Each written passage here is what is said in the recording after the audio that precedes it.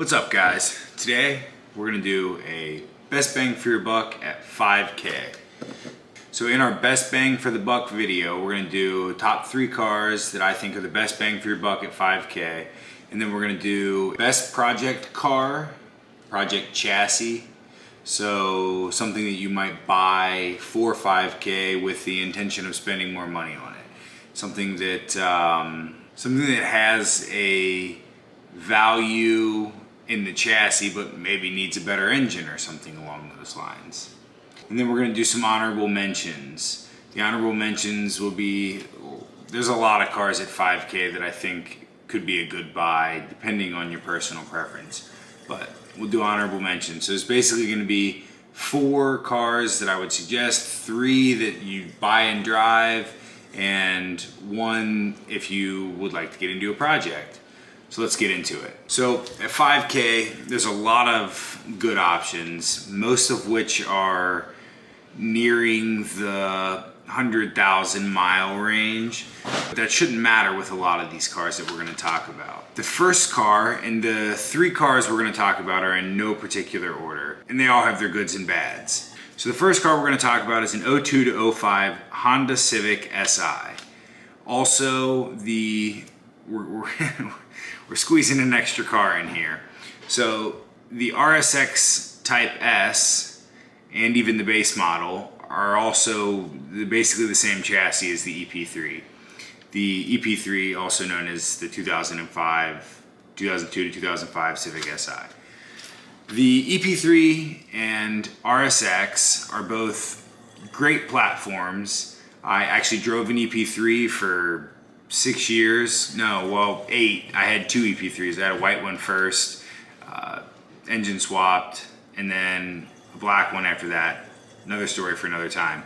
The RSX and the EP3 both come with K20A, different variants depending on which model you get. The engine is great. Absolutely phenomenal engine. In fact, there's a lot of other cars that I would like to buy just to put that engine in. Great engine. Transmission, close ratio, 5 or 6 speed transmission, again, depending on which variant you get. But for around $5,000 and 90 to 120,000 miles, you can pick up an EP3. And right out of the gate, they're good cars. They're fun cars to drive. Just like everything else new, they have some understeer issues, which is not major, totally correctable. The RSX is a little more dolled up on the inside. It's usually leather. The gauge cluster looks nice, etc.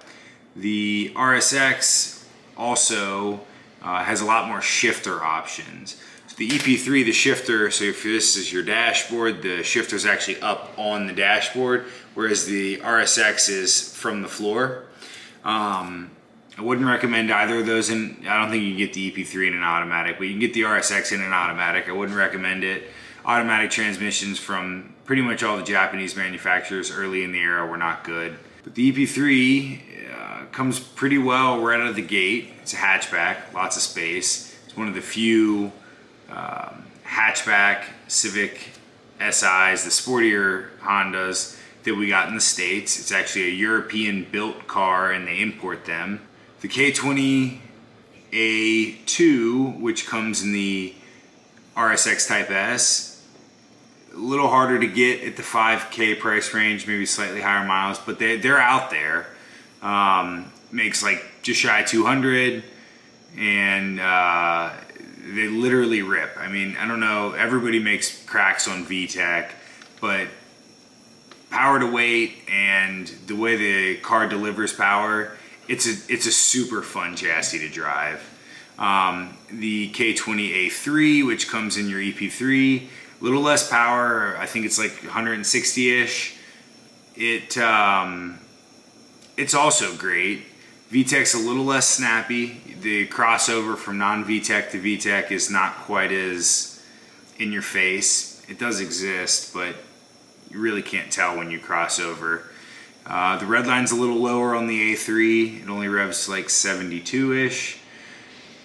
Whereas the K20A2 revs to like 81, 8,000, you know.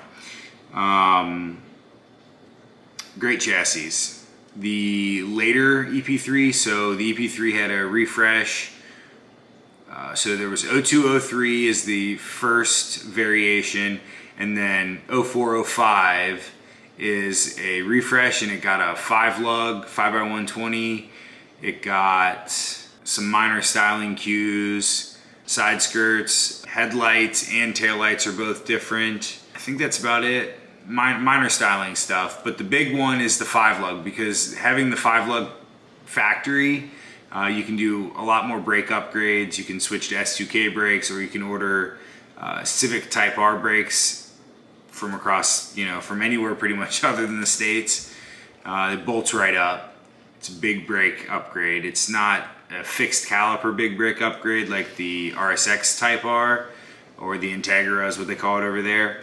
But it is a big brake upgrade and it bolts right up. Same caliper almost as the S2000, except for it has Type R embossed into the casting. Looks great, cool caliper, cool upgrade. So moving on, the next best bang for your buck car, again, in no particular order, I picked the Miata. Pretty much any variant prior to NC, so your early 2000s and 90s Miatas, the NA and NB, which are the chassis codes. I know everybody's probably gonna go right to a Miata, right? But 5K, there's not a lot of great rear-wheel drive options. We have a few in the honorable mentions list, but Miata right out of the gate, being one of the lightest cars, will be a lot of fun to drive. Now I'm gonna go ahead and just say right out of the gate too, it has no power. I mean, I'll probably get flamed for this, but the Miata is an extremely fun car to drive, but it has no power. I mean, my 2005 EP3, the Civic Si I had, made like 160, the chassis weighed like, I think mine weighed in at 2,600 pounds-ish, maybe a little less, I don't remember exactly. But I drove one of my friends' NA Miata, which is the earlier generation, and it's lighter, and I don't know the horsepower figure right off the top of my head. I know it's like low 100s. It was so slow, but it's really, really fun car to drive. The NB, which is a slightly newer generation, is a bump up in power, and I've been told, I haven't driven an NB, but I've been told that it's noticeably better. They're gonna handle like a go-kart is the easiest way to describe it. They're maybe a little body rolly, but other than that, they're flickable, they're fun. The gear ratios are a little long for my taste, but I grew up driving Hondas and they're super tight ratio transmissions. And I think they could immediately use a roll cage or something to stiffen it up. Suspension, roll cage, those kind of things. Other than that, it really just needs power. And that's all it really needs. It comes right out of the gate, being such a light car. So the second car on my list is the Mini Cooper, preferably S. So my brother, his fiance, his now fiance, had a Mini. So the next car on my list is the 2006-ish Mini Cooper. It's a great car. The reason I like the Mini Cooper is because right out of the box, it's got a very rigid and agile chassis. My brother, his now fiance, drove a Mini for a couple years, and hers was the John Cooper Works package, so it wasn't the John Cooper Works edition, which gets some extra power and a handful of other things. Hers was the John Cooper Works package, so it got some cool things inside. It might have gotten a suspension upgrade, so that may have played a role in why I liked the way it drove so well. But even the S, I mean, they come right out of the box with 173 horsepower, 190-ish foot-pounds of torque, and they weigh 2,400 pounds. Very comparable power to weight ratio to your Civic Si or your RSX Type S. But I think they come with better handling characteristics right out of the box. The reason why I would be more reluctant to push this car on somebody is because you can't find hardly any of them for sale with more than 100,000 miles on them. And that for me is an immediate red flag. I just feel like if there's none for sale with, more than 100,000 miles, is that just the point where the issues become too much of an annoyance to keep the car? Nobody wants to deal with constant maintenance. And I can say from experience that the automatic transmission in that car is an absolute nightmare. And that when my brother's fiance sold hers, it was starting to be a hassle. I want to say she sold hers somewhere shy of 100,000 miles. So that one's hit or miss, but it drives good.